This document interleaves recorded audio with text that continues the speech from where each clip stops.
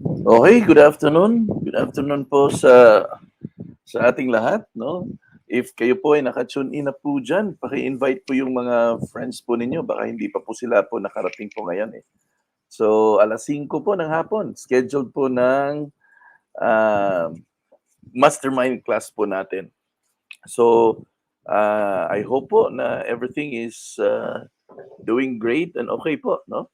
And I had my first dose today. No, my first dose po ako kanina.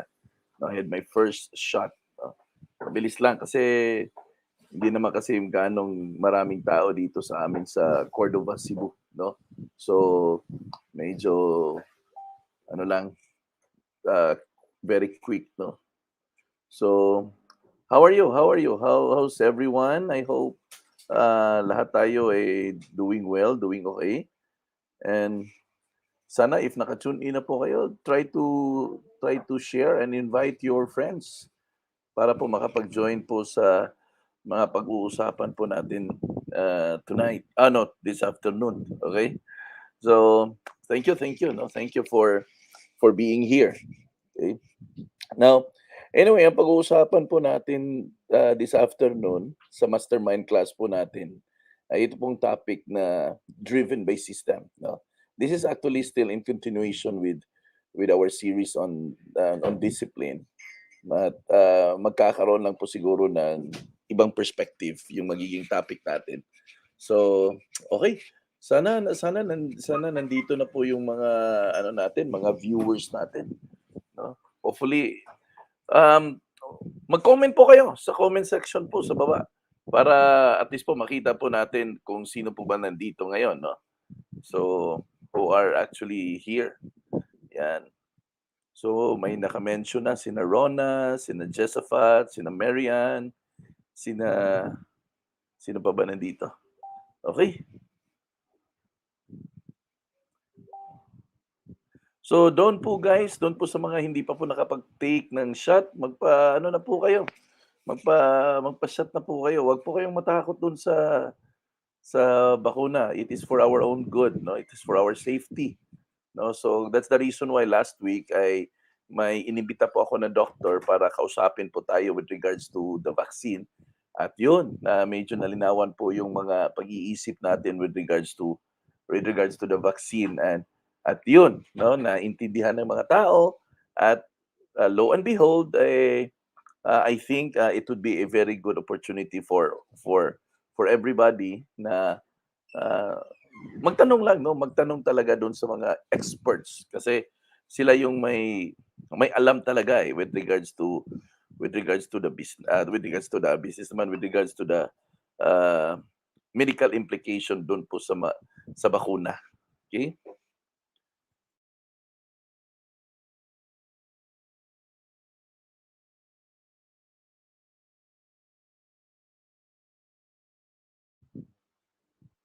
Okay.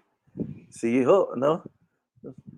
So I'll just take it slow para maumpisahan po natin itong pag-uusapan po natin.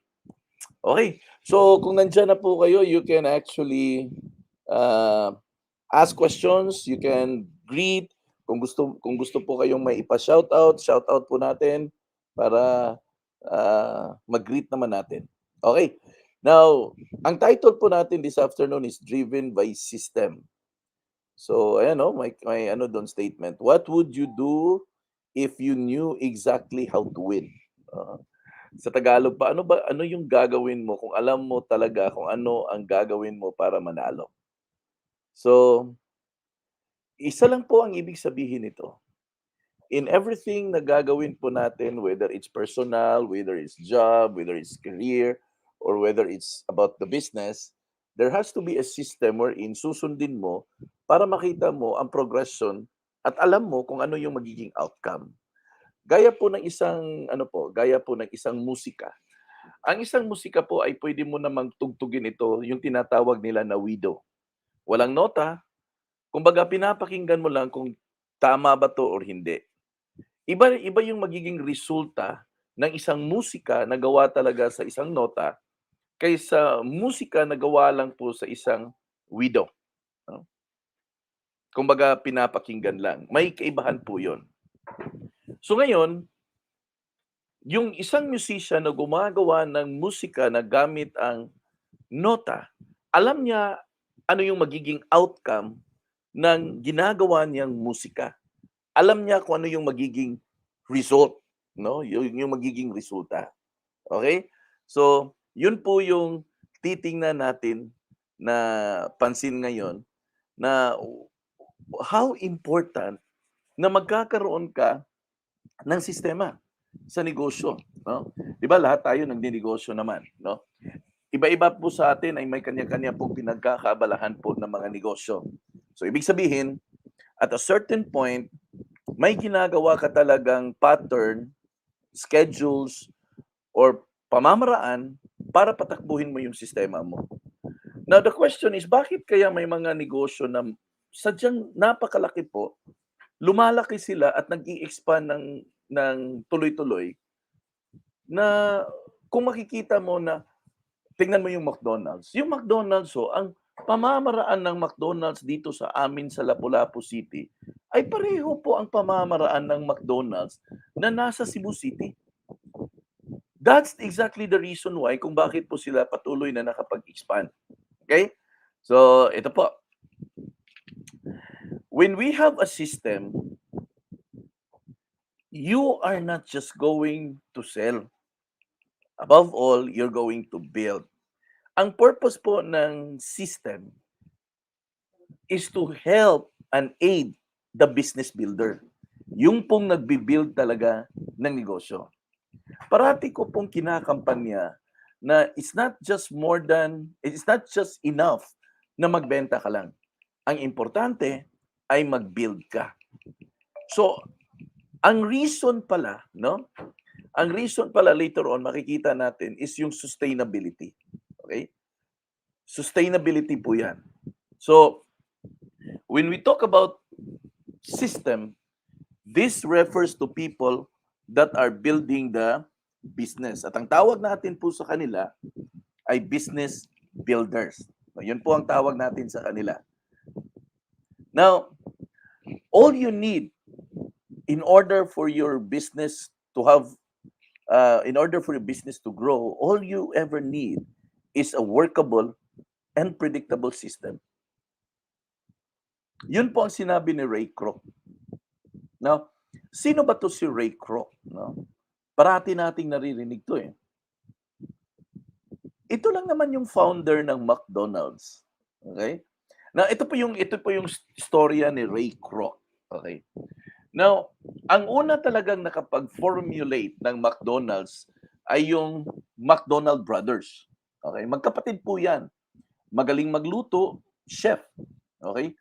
Sila po ang gumagawa ng pinakamasarap na burger noong panahon na yon sa Amerika. Now, sa sobrang galing ng magkapatid na to, dinadayo po yung burger ng magkapatid na to, yung McDonald's. Okay. Pero nakita ni Ray Kroc, ito si Ray Kroc, isang negosyante ito eh. Nakita ni Ray Kroc na kahit gaano kagaling na chef ang magkapatid na to, hanggang dyan lang talaga sila. Hindi nila kayang mag-expand kasi anong mangyari doon sa ibang outlet na itatayo nila na wala naman sila doon? Hindi naman pwedeng magro-rotation sila. Okay, di ba? So nakita ni Ray Kroc na kahit gaano kagaling tong dalawa na to, limitado to, hindi ito mag-grow. So that's how important system. You run the system, and the system will run your business. Okay ha? Napakagandang statement po yon. You run the system, and the system run your business. Now, ano bang importansya na kailangan natin na ang sistema ang magpapatakbo ng negosyo? Okay. Now, tingnan niyo po guys, tingnan niyo po yung mga may-ari ng SM, may-ari ng Ayala, okay? Yung mga bilyar ho na may-ari ng Camellia. Ano sa tingin niyo ang nakikita niyo sa kanila? Bawat offices na meron sila ay tumatakbo ang mga offices na yan based on sistema, na may sistema yan na gumagalaw. Kahit wala sila doon, ang gusto nilang mangyari doon sa negosyo nila ay nagagawa ng lahat ng mga offices nila sa buong Pilipinas. Bakit to? Kasi may one system sila na sinusunod. At kahit itong mga tao na to, itong mga mayayaman na to, ay magbakasyon ng matagal, tumatakbo pa rin ang mga negosyo nila. Ibig sabihin, with or without their physical presence, their business will continue to run. Yun ang importante. Okay? Yun po yung objective na gusto nating marating eh. With or without your physical presence, the business will continue to run. Kasi pag hindi po siya tatakbo, kung wala ang physical mong presensya, hindi po natin na-achieve ang tinatawag natin na leverage. Okay? Diba? Yun po yung pinag-usapan natin. Bakit nga ba tayo gusto makapag-leverage? Gusto nating makapag-leverage kasi we want to have more time for those things that are important to us. Okay? Ayaw nating matali sa mga bagay-bagay na pwede namang gawin ng iba. Okay? So yun po yung ano doon, no? Yun po yung essence. No? Yun po yung point. Okay? Now, the challenge here is actually paano ko kaya ma-establish yung system? Okay? Kakayanin ko kaya na magkakaroon ng system? Now, every person has its own way of doing the business. Every person has its own character, has its own personality. Ako, ang suggestion ko kasi always, make a system that truly fits your character so that it would be easy for you to navigate in the system. Okay? Now, without the system, kung wala pong sistema, you will end up being a hunter, not a farmer. Now, ano po bang kaibahan ng hunter at saka farmer? Okay. Na nakikita niyo po yung hunter, pag may gumagalaw po na hayop, tinitira agad eh. Bang! Patay ka. Yan, kinakain. Oh, di ba? Yun ang hunter. Ang hunter po ay nabubuhay sa ngayon. Yun po yung attitude ng hunter. Live for the now. Ang farmer po iba. Ang farmer kasi naiintindihan niya na ang itinatanim ko ay may proseso na dadaanan bago ko ito aanihin. Naiintindihan ng farmer na kung etong buto na to, yung seed, ay itatanim ko, kahit hindi ko pa nakikita po yan, may prosesong dumadaan diyan sa ilalim ng lupa na eventually 3 months after ay mag-ani na po ako ng palay. Yun po yung farmer. Okay? So ibig sabihin, the reason why I'm sharing this to you, because importante kasi na maintindihan natin na ang ginagawa nating negosyo, ang negosyo na binibuild natin ay pang long term po to. Hindi po to pang short term na kung ikaw ay magjo-join ngayon, kung sakaling sasali ka ngayon ay bukas makalawa, kikita ka ng malaki. Hindi po. Hindi po siya gano'n eh. So may prosesong dadaanan. Until ito ay unti-unting magbibigay sa iyo ng resulta. It is possible to build a big organization by using a duplicatable system. Naturally. Kasi kung may isang sistema ka na in place na kayang sundin ng kahit sino ng mga kasamahan mo, hindi ka ma-occupy ang oras mo sa kagagawa ng mga bagay-bagay na pwede naman nilang gawin. Ako po, particular po ako talaga sa pag-in place ng system, especially na ako po ay am working from home.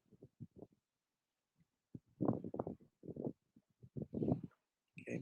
Work from home ako eh. Work from home ako at online din ang ginagamit ko. So, importante po sa akin na may ma-establish nga mga sistema Para kahit papaano may flow ako na susundan at may flow rin na susundan ang mga tao. Yun po yung importante, okay? Yun po yung importante. It is possible to build a big organization by using a duplicatable system. Now, if you have the dreams, kung ikaw ay may pangarap ka dyan, in which lahat naman tayo meron, di ba? We will provide you the vehicle. Okay?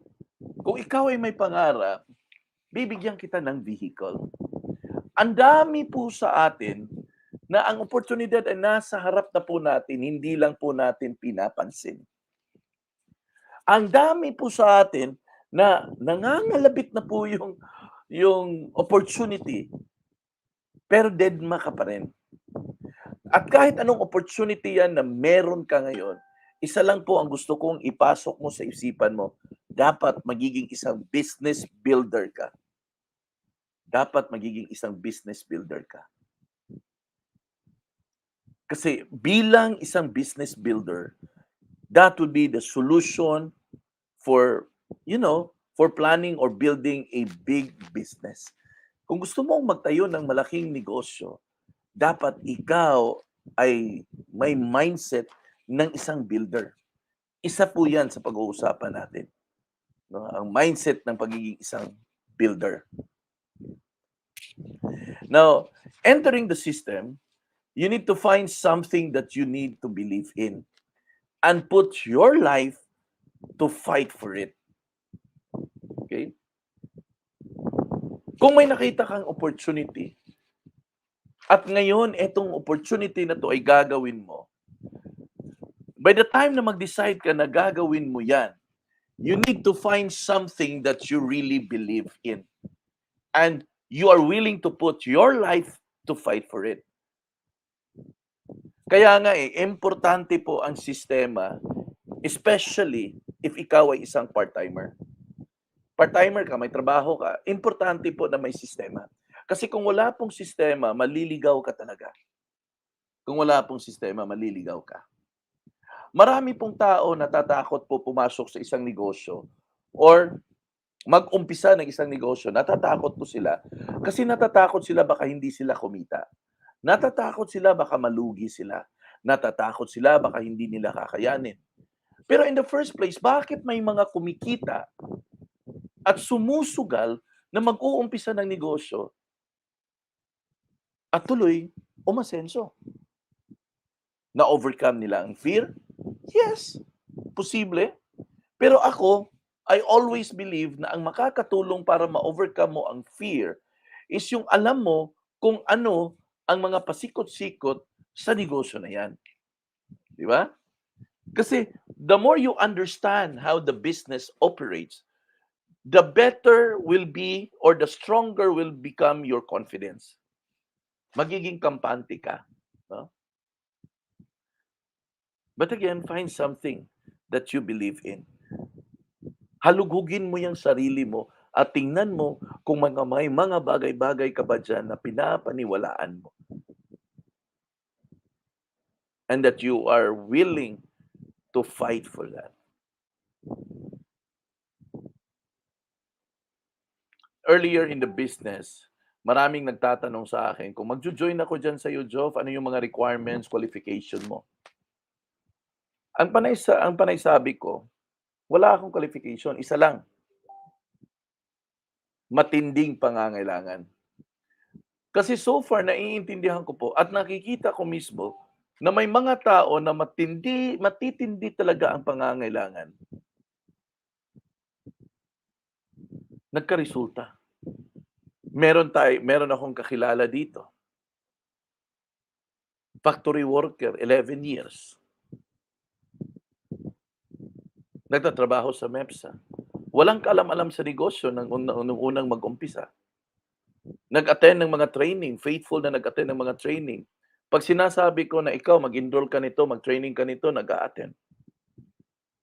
After 1 year of doing the business, nagsimula ng gumanda yung buhay. On the second year, third year of doing the business, nakapagpundar ng property. Hanggang nakita namin na yung income niya ay 6-digit income na. Walang kaalam-alam. Walang kaalam-alam sa negosyo. Hindi magaling. Kayang talunin 'to ng mga salesman, 'no? Kaya nga kung nakikita mo, 80% of the business na meron tayo, mga members sa negosyo natin ay hindi po mga magagaling sa bentahan, hindi po mga kalibre na mga salesman or sales agent. Mga nanay ho, mga nanay, mga nanay po ang nag-a-achieve sa atin dito. Bakit ho? Kasi sila yung mga nakakaintindi ng matinding pangangailangan, eh, okey? The entrepreneurs who starts a new business knows what he or she is getting into. Alam niya kung ano yung pinapasok niya. Kaya nga, I always have an orientation. Bakit? Kung tutuusin puwede ka namang mag-join anytime, eh, kahit walang orientation. Pero bakit meron? Merong orientation, it's because importante na may head knowledge siya sa pinasok niya na negosyo. Kasi kung wala siya kahit katiting man lang na alam with regards to the business na pinasok niya, ay naku, patay kang bata ka diyan. Sa panahon na taghirap, eh, walang ibang makakatulong kasi sa'yo kundi ikaw lang. Okey, ito yung mga countdown natin, 'no, okey, mga must-have natin, okey. Number one, when you are planning to have a system, okey. Now, especially dun sa mga nagpa-part-time, importante po magkakaroon ka ng system. Now, first analysis, number one, you must give yourself enough time, okey. Now, maraming tao na gustong kumita agad pero ayaw nilang matuto. Gusto nila instant. Kasi Sir Joff, eh, gipit na gipit ako ngayon, eh, wala akong trabaho, eh, si misis lang may trabaho tapos kailangan ko ng kumita agad, eh. Pero nakakalimutan natin na may proseso ang lahat, eh. Nararamdaman ko po 'yan dati. Nung nag-quit ako sa Pepsi, it was a hard decision. Kasi yung dalawang income namin naging isa. Mga anak ko nag-aaral, wala pa kaming bahay, nangungupahan pa kami, nagrerenta pa kami at that time. Yes, it was a challenge. But if there's one thing that I am very certain is that I am going to make it happen sa negosyo. It takes months for your basic training. Ang daming pwede mong maatinan sa basic na training. Kaya as long as newbie ka or bago ka sa negosyo na 'to, endeavor to learn and attend all seminars na pwede mong maatinan. Kasi importante kasi ngayon na yung isipan natin ay magkalaman, eh. Kung hindi ka exposed sa business before, importante po siya na magkakaroon po ng laman.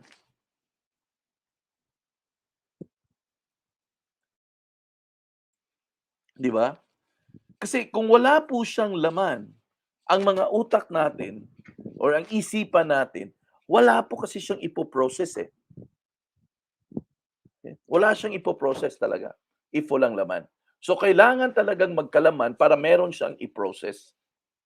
Now, it takes 2 to 3 years to build a good team, okey?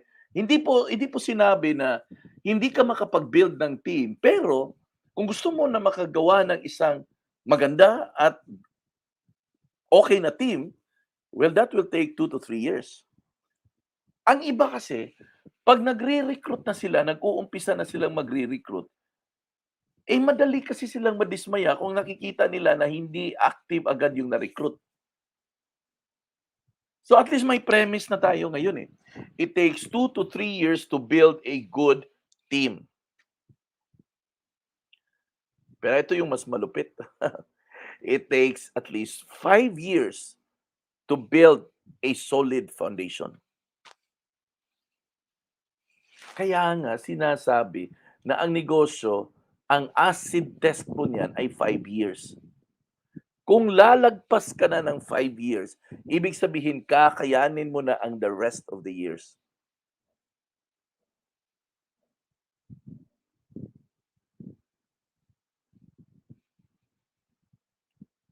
It takes 5 years to build a solid foundation. Hindi po siya gano'n at basta-basta kadali. Huwag mainip, kaibigan. May time din na darating para sa'yo. Ang importante, you never stop doing on a daily basis doon sa negosyo mo. Yun ang pinakaimportante, kapatid. A lot of us actually is struggling on a lot of things. Posible, naghahabol ng mga babayarin. Posible, month after month, kapos sa budget sa bahay. At whether you like it or not, minsan may mga gusto kang gawin para sa negosyo, ay mahihinder ka kasi pag uwi mo sa bahay, si Mrs. Nagbubunganga na naman. May mga times po na gano'n. Kaya nga sabi ko, if you gonna go into business and you decided to really make this business as your main business eventually, dapat mag-usap po kayo mag-asawa. Mag-usap kayo mag-asawa at pagdidesisyonan nyo na kayong dalawa. I always encourage that. Bakit? It is because it is important that when one decided to do the business, the spouse has to give the support until the time na makikita po nila na ang negosyo ay tumatayo na. Saglit lang ha, I'll get a glass of water.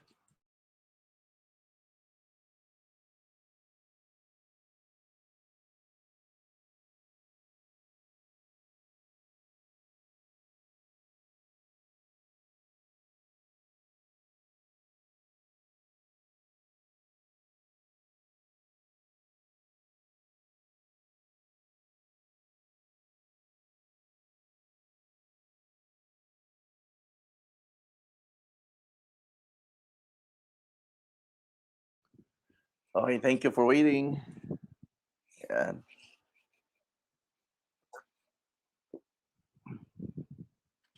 Okay. Dito muna tayo sa number 1 na to. Pag-usapan natin to. Okay. Now, whatever business na meron ka ngayon, okay, kanina 16 audience, 20 plus audience, ngayon 16 na lang, umalis na siguro yung ano.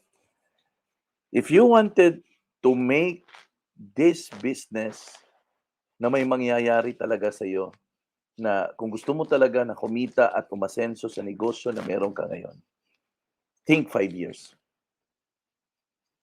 Don't ever dare to think na it can happen overnight. Think 5 years. And if you are serious enough on what you are doing, talk to your spouse. Kung babae ka, kausapin mo yon si mister. Kung lalaki ka, kausapin mo si Mrs. Talk to your spouse. Because it is important that you will be able to get the support of your spouse. Kasi, ito po guys ha, I'll be straight sa inyo. Ang hirap gumawa ng isang negosyo na pag-uwi mo sa bahay, hahanapan ka ni Mrs. or ni Mister kung saan ang kinita mo. Sino bang naka-experience ng ganon? Sige be, usap tayo. Sino bang naka-experience ng ganon? Type niyo po dyan sa comment section. Sinong naka-experience ng ganon na nag-umpisa ng negosyo, kaka-start lang, pag-uwi ng bahay, naghahanap na kung magkano ang kita or nasaan ang income. Sino? Sino ang naka-experience po ng ganon? Paki-type daw dyan. Paki-type daw sa comment section natin dyan sa baba. Sige daw. Sino bang may experience na ganon? Para mag-usap muna tayo. Kasi magandang topic 'to, eh. I really wanted na magkakaroon tayo ng mga realization, okay? Sino bang may experience na gano'n? Hello? Sino bang may experience na pumasok ng negosyo, nag-start ng negosyo, then siyempre lalakad ka, may ginagawa ka, may activity ka, tapos pag-uwi mo sa bahay ay naghahanap na ngayon si Mister, si Mrs. ng kinitaan, kung magkano na po yung kita mo. Ayan, sabi dito ni Mary Ann Rosalita, "Naa jud ingon ana, sir. One of my downlines, pangitaag income ang iyang bana kay sige lang daw sila og tour. Thankful ko sa support sa akong bana." Oh, yun yung sabi ni Mary Ann. Okay? Aside kay Mary Ann, meron po ba kayo diyang mga experience? You share para at least makikita po ng tao na etong lahat na 'to ay normal po 'to. Normal po 'to 'pag hindi po maayos na mapag-usapan. Okay? Hello? Pa-share naman diyan, 'no? Meron ba kayo or kayo mismo or kakilala na kaka-start lang sa business, pag siyempre may gagawin ka, eh, kakausapin mong tao, may appointments ka, lumalabas ka, tapos pag-uwi mo sa bahay hinahanapan ka kung kumita ka na ba, 'di ba? May mga gano'n, eh. Hinahanapan ka nila na kung kumita ka na ba. May naka-try na po ba kayo ng gano'n? Sino bang naka-try ng gano'n?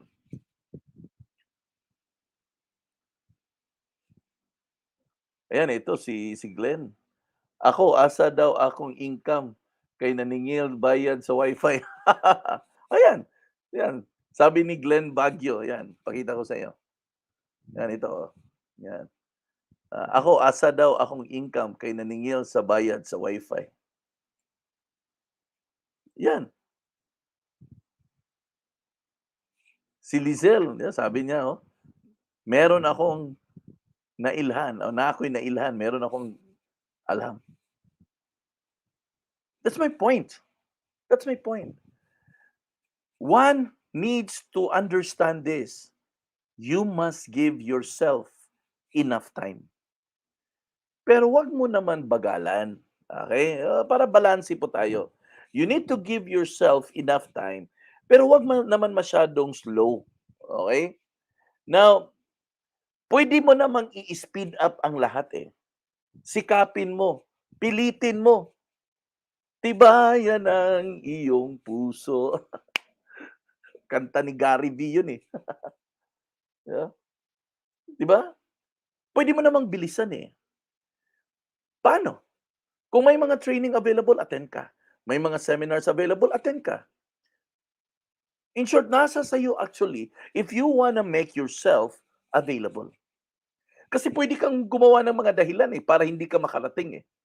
Pero ito lang po yung masasabi ko, kahit ano pa ang dahilan na ginagawa mo or ikatuwiran mo, ang niloloko mo ay hindi ako, ang sarili mo, actually.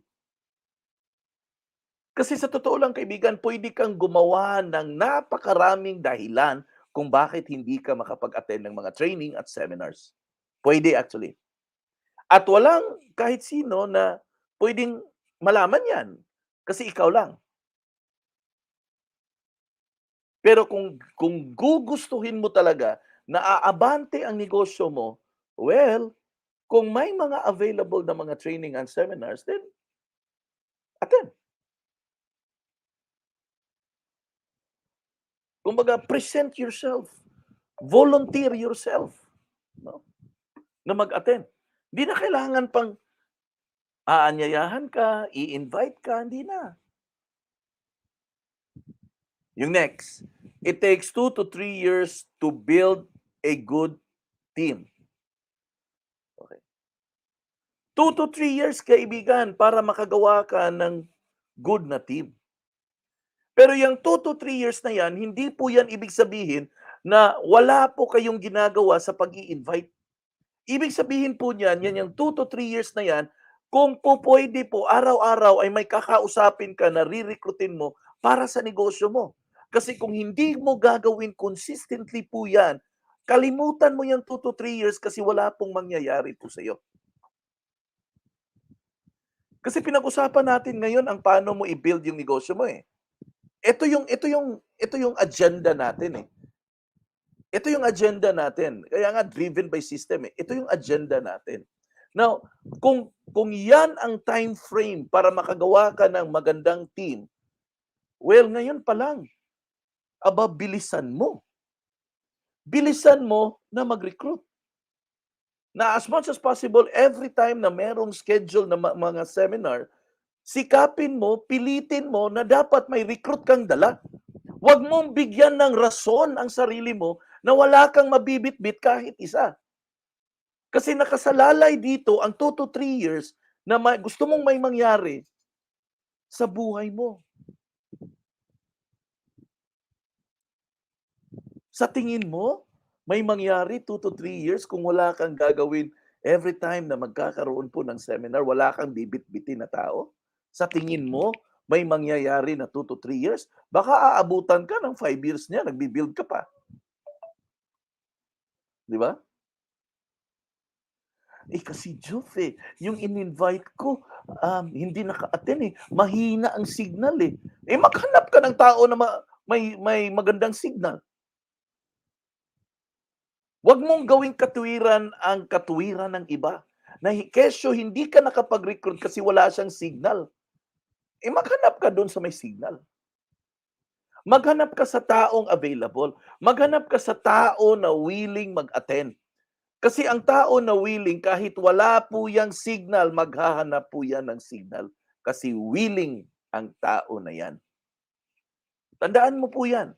Always remember, kahit nasa mundo po tayo ng online, always remember na kung ang tao desidido na siya ay magkakaroon po ng opportunity at nais niyang kumita, pag imbitahan mo yan at desidido yan, kahit mahirap ang signal sa ano nila, ay nako, maghahanap ng paraan yan para makapag-attend. Kasi Sir Joff wala kasi siyang pang-load Again, negosyo to, hindi to trabaho. Ang taong desididong kumita, maghahanap siya ng paraan para mapakinggan niya ang seminar.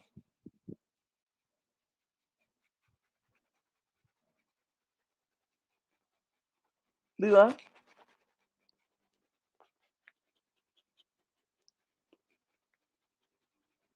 Yung pangatlo, no? It takes at least 5 years to build a solid foundation. Kaya nga ako, minsan, nasasayangan ako. Sa mga tao na una kong prinisentahan sa opportunity pero hindi tinabaho, nasasayangan ako. Alam mo bakit? Kasi ang laki ng nawala sa kanila. Dahil lang sa hindi nila tinabaho agad. Pero sila ang nauna, sila ang inuna kong na-sharean sa business, pero ayun, hindi nila trinabaho.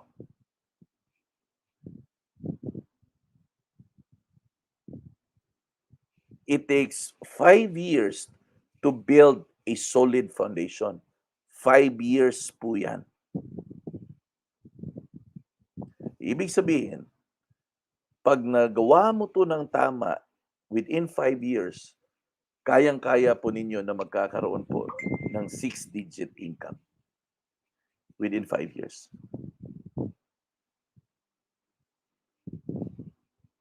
Okay? So, let's continue. Number 2, you are in business for yourself, but not by yourself. Okay? For yourself, but not by yourself. The foundation of all good system is its supporting structure or architecture. Okay. Now, ito po yun. Ano ba tong supporting architecture? Ito po yung marketing plan. Okay? Ito po yung marketing plan. You are in business for yourself, but not by yourself.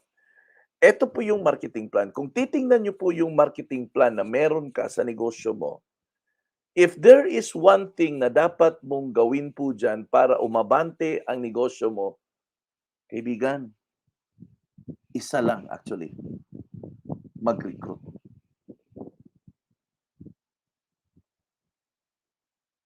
Mag-recruit, mag-recruit, mag-recruit, mag-recruit, mag-recruit.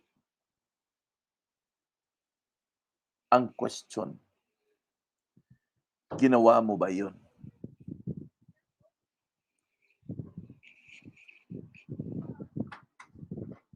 Yun po yung pinaka-basic, guys. Kung titingnan mo po yung structure, yung business model na meron ka ngayon, ang pinaka-importante po doon ay yung forma, yung architecture. And in this case, I am referring to the marketing plan na meron ka, na meron tayo. And if you're going to take a look at it, see-through ba? Kung titingnan mo siya see-through. The most important thing na gagawin mo dito, if we are talking about how are you going to build the business, that is actually by getting people into the business. So anong tawag po doon? Recruitment po ang tawag po doon. Okay? Recruitment po ang tawag doon. Now, great systems comes with good instruction, planning, guidance, and continuous support. That's the reason why ang dami po nating mga online trainings, online seminars. May mga activities tayong pinaplano. May mga coaching session tayo na mga ginagawa. Bakit ginagawa natin lahat 'yan? Because we believe and understand na ito po ay mga basic and fundamental para makapag-build ka at makapag-form ka ng grupo mo. Kasi the challenge ngayon actually is on building the organization eh. Yung pag-build ng business unit mo, that's the challenge that we are facing right now eh.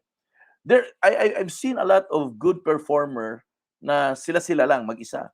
But I only notice a few people that are really good in building.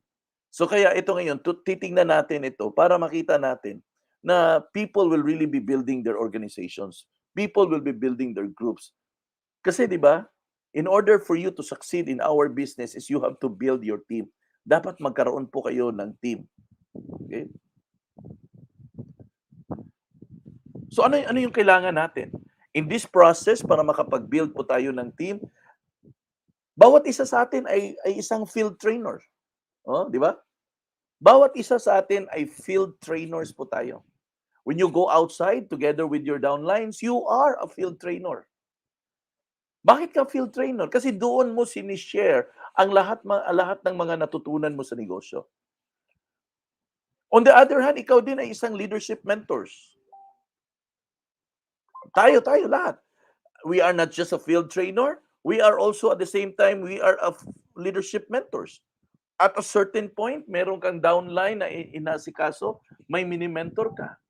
Kaya nga nagkakaroon tayo ng mga mastermind class para kahit papaano, mabigyan po kayo ng idea kung ano yung mga gagawin.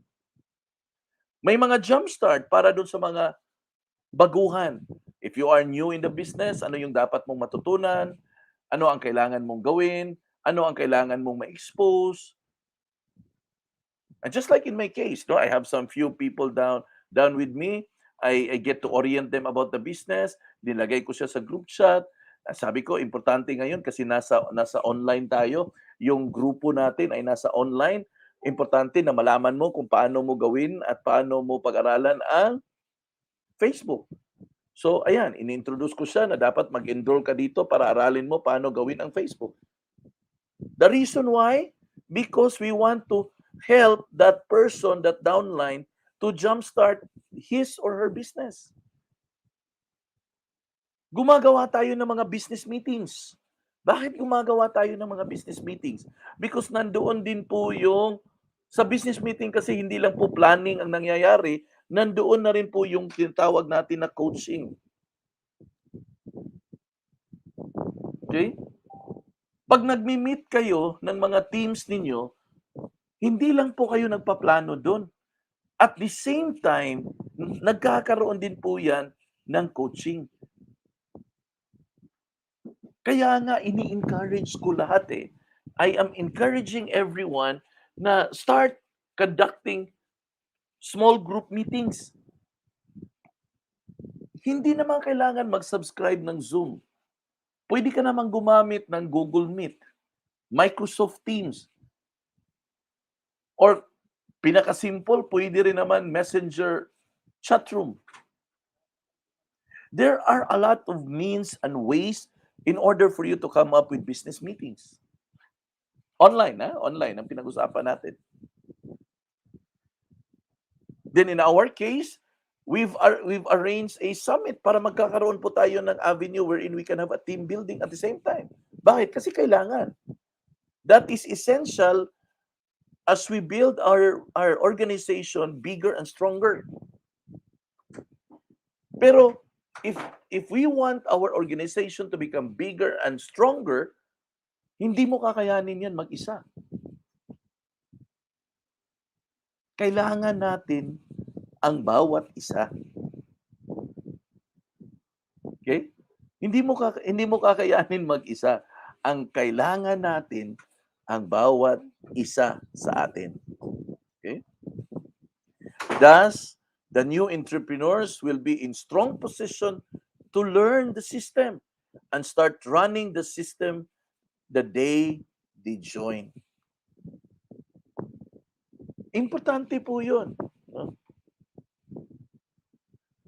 That the new entrepreneur na pumasok, na sumali sa grupo mo, will be in a strong position to learn the system.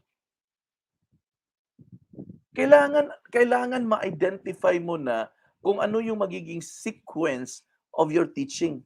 Kasi yun po yung magiging sistema mo eh. Yun po yung susundin mo. So that the moment they get on board, they will run according to the system na binild mo. The day na nag-join siya sa'yo sa negosyo. Balikan ko itong slide na to. This is important because etong lahat, actually pwede mong i-mix up yan. Ikaw yung gagawa ng sistema mo. Kasi ganito ang gusto kong mangyari. There are systems that fits for me. Kasi independent entrepreneurship tayo dito eh. There are systems that fits for me the way I want it. Pero I believe that we have a different, characteristics and traits and personality on how we can be effectively doing the things na pwede natin gawin. So ang ginagawa ko na lang, I will give the general principles, I will give the general direction, but I am putting also some leeways doon po sa mga individual groups on how are they going to approach the things that I am teaching them. Basta ang importante lang, yung element is nandito to. Itong element na to. Na number one, you have to realize na bawat isa sa atin ay failed trainers. Ito yung guys ito yung ibabato natin sa itong mga new entrepreneurs na to. Okay? Ito yung ibabato, ito yung ibabato natin sa mga new entrepreneurs natin. So ano to? Ayan. Ikaw ay isang field trainer. Kung magkakasama kayo ng downline mo, ikaw ay isang trainer din. Kasama, at the same time, kasama na rin sa role mo na ikaw ay magiging isang mentor. Make sure na nag-a-attend po kayo ng mga mastermind class para magkakaroon po kayo ng additional knowledge. Jumpstart para matulungan mo ang mga downline mo kung paano nila umpisahan ang negosyo. Ano yung first things first na dapat nilang gagawin. Ang business meeting ay hindi lang po para makapagplano kayo as a team, but at the same time, nangyayari po dyan ang coaching. And total, as a company, gumagawa po tayo ng mga team building sessions. Bakit? Kasi kailangan natin. Okay? Yan ang ipoposisyon mo ang mga bago mong entrepreneurs on those aspects.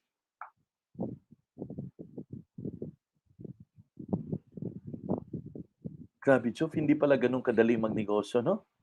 Oo, hindi siya ganun kadali. Pero,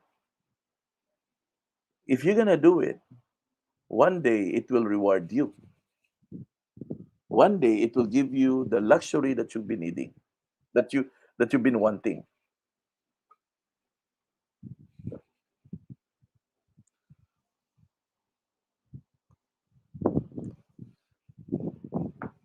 A system is a set of instructions and guidelines for the builder to follow to be able to move towards their goal successfully. O, yan po yung intensyones natin. Okay? A system is a set of instructions and guidelines for the builder. O, yan, ito yung kinakausap natin. For the builder. Para sundin niya, to follow, to be able to move towards their goal successfully. Ikaw at ako ay may goal.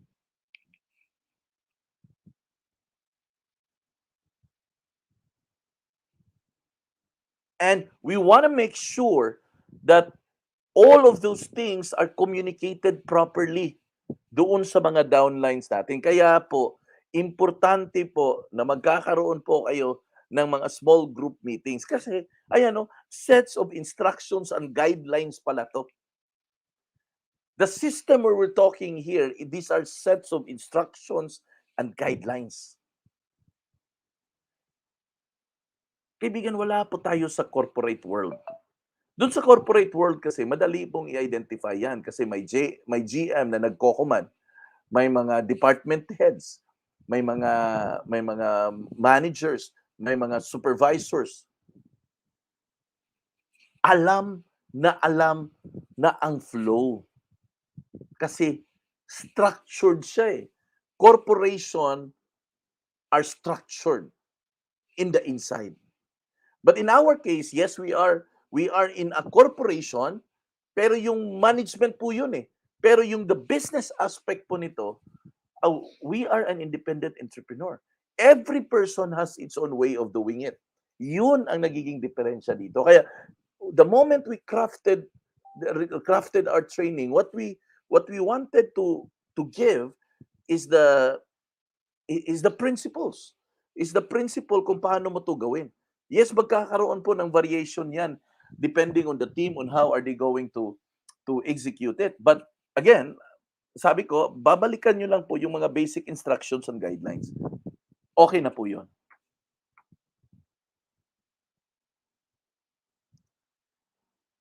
Grabe, no? It was easier than we thought. Akala ko, Joff, madali lang mag-build ng negosyo. Hindi siya madali, pero doable siya. Hindi siya ganun kabilis. Pero, pwede mong pabilisin. Di ba? Grabe, ang gulo, no? Gulo. Number 3, okay. You must be disciplined. 1 hour lang ako dito para kasi most of you is maghahapunan pa magluluto pa yung mga nanay. Now, you must be disciplined. The system na gusto nating mangyari, useless po yun until you follow it. Ano to? Ano tong sinasabi natin na system? Ito, sets of instructions and guidelines. Yan po yung system. A system is a set of instructions and guidelines. Pagdating dito, kailangan disiplinado ka. Kasi ang system, wala pong kwenta yan hanggat hindi mo yan sinusunod. So useless, guys. Useless pala ang system pag hindi po natin sinusunod. Okay? Now, the reason why it's important to really understand na there are things that we have to do even though we don't feel like doing it. Because it's part of the greater instruction, general instruction, and guidelines. Friends, it may be difficult, but again, as I always share, it's doable. Okay? Doable po siya.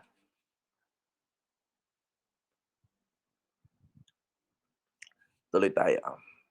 Okay. Self-discipline. Ano yung definition ng self-discipline? Ayan, no? Doing what you know needs to be done, even you don't feel like it. Grabe naman to, no? Doing what you think needs to be done kahit hindi mo feel na gawin ito. That's self-discipline. When we talk about discipline, if it's a physical discipline, we're talking about, you're going to add extra working hours for the business. Alam mong kailangan mong magtrabaho. Alam mong kailangan mong pag-aralan ang negosyo na to. So if there's a need for you to extend time physically, extend the number of hours para matutunan mo paano gawin ang Facebook ads, para matutunan mo paano mag-recruit and everything else, do it. Because wala po kasing ibang tutulong po sa iyo except you. Wala pong ibang tao na gagabay at alalay po sa iyo. Yes, meron kang upline, but at a certain point, pinapaso niya lahat sa iyo ang dapat mong matutunan.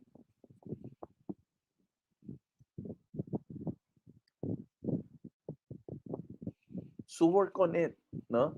Work on it. The first 90 days, you must be out in the field and attend all meetings to get familiarized with the system. Take note of the word or the number, guys. First 90 days. Okay?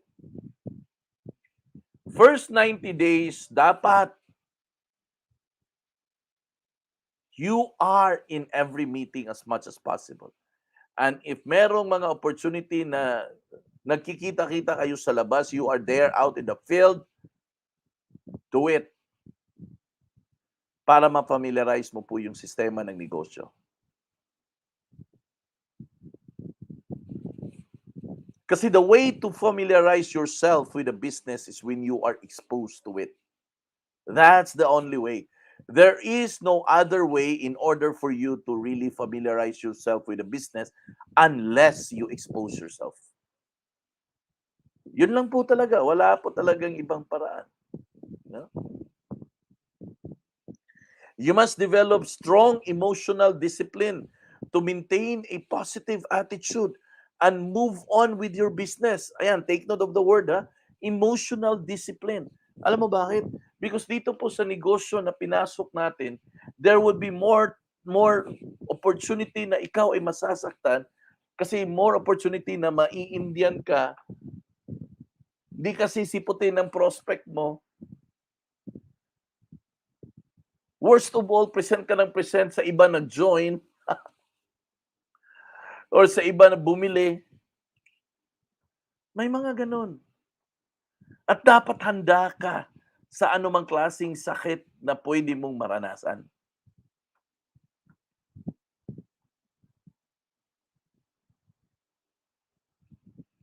Problema sa atin, handa lang tayong kumita.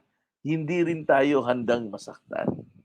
Now, ngayon ako na po magsasabi sa inyo, dapat handa rin po kayong masaktan.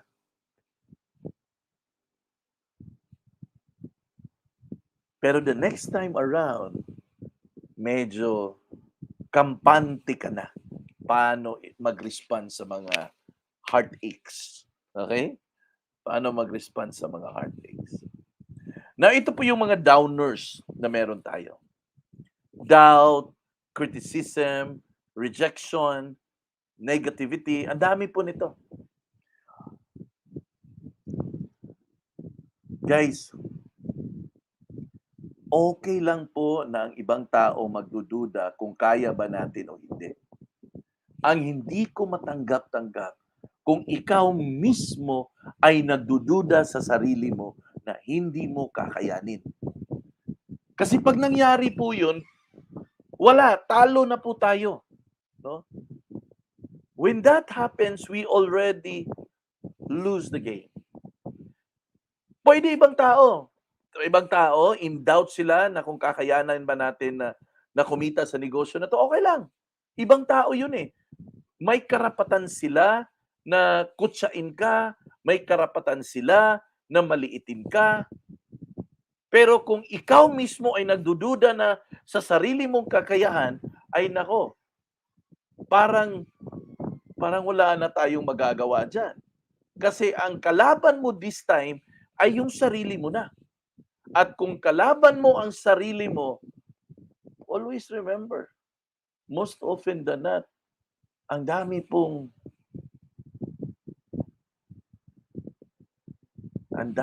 nawawalan ng tiwala sa sarili. Yung self-confidence, importante po yun, guys. Importante po na meron po kayo nun. Malaking bagay po yun. Yung kumpiyansa sa sarili. Huwag niyong pagdudahan ang sarili mo. Criticism, okay lang yun. Kasi yung criticism, you can always choose to block it in your minds. Rejection, dapat bato ka na nito eh. Kung nasa negosyo ka na gaya natin, dapat bato ka na sa rejection eh. So what? Sige, hanap ako ng iba. Negativity ang daling solusyonan. Magbasa ka ng libro. Makinig ka ng magagaling na mga speaker nandyan sa YouTube. Nandyan si Chinkitan. Nandyan si Robert Kiyosaki. Nandyan si John Maxwell. Nandyan si Joffrin Villasencio. Sinali pa, no?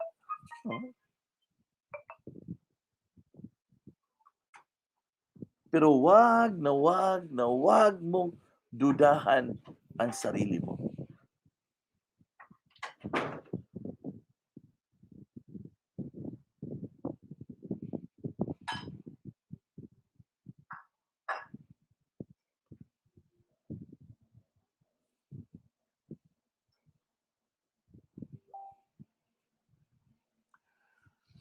It's 6:02 and I'll end with this one. Dito sa downers, okay?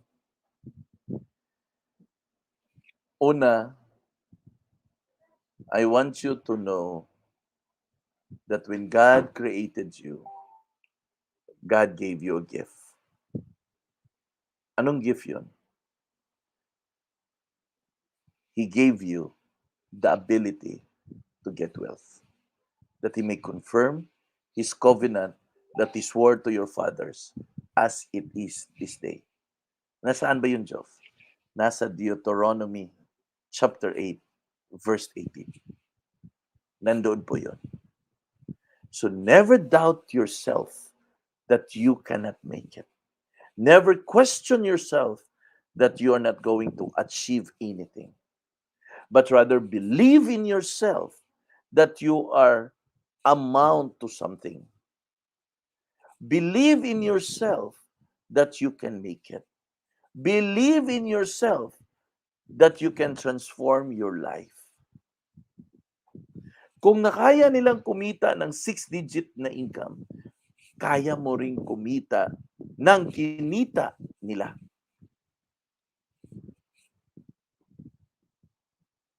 Just have faith. Ito lang po yung one piece na iiwanan ko bago po tayo magbabay kasi 6:00 na, magluluto pa po kayo ng mga paghahapunan para sa mga anak.